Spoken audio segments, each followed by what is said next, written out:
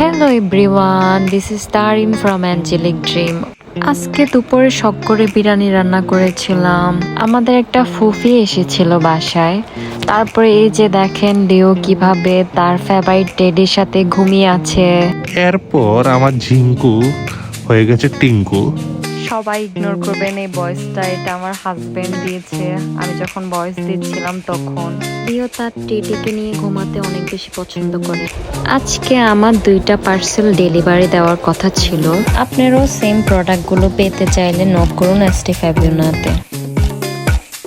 Product delivery দেওয়ার পর তো আমার হাজবেন্ড বলল যে হ্যাঁ আজকে তুমি আমাকে কি ট্রিট দেবে। তারপর আমি বললাম তুমি যা খেতে চাও আজকে আমি তোমাকে সব কিছুই খাওয়াবো। বাট আমার হাজবেন্ড তেমন কিছুই খেতে চাচ্ছিল না। তারপর আমি জোর করে তাকে সাজেস্ট করছিলাম যে এটা খাও ওটা খাও। তারপর আমরা চলে গেলাম ডিএসপির সামনে। তারপর দেখলাম একটা মামা মালাই আইসক্রিম নিয়ে বসে আছে। আর আমরা আমাদের চাইল্ডহুড যেন ফিরে পেয়েছি।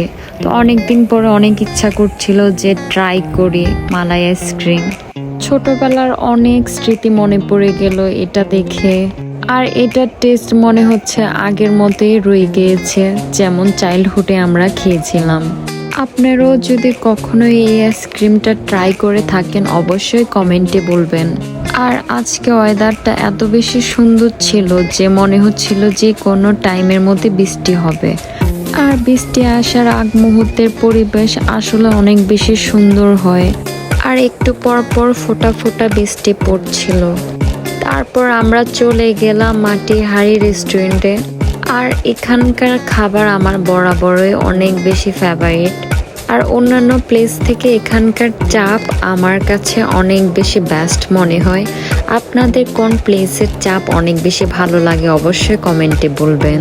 যেহেতু আজকে অনেক বেশি ভারী খাবার খাওয়া হয়ে গিয়েছিল তাই আমরা একটু হালকা খাবার খেয়েছিলাম। তারপর চলে আসলো আমাদের খাবার। বাট আজকের খাবার নিয়ে আমি অনেক বেশি ডিসঅ্যাপয়েন্টমেন্ট ফিল করেছি।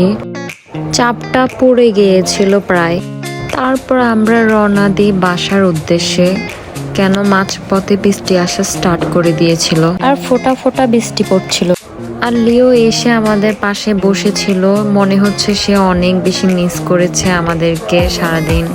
সবাই ভালো থাকবেন, সুস্থ থাকবেন।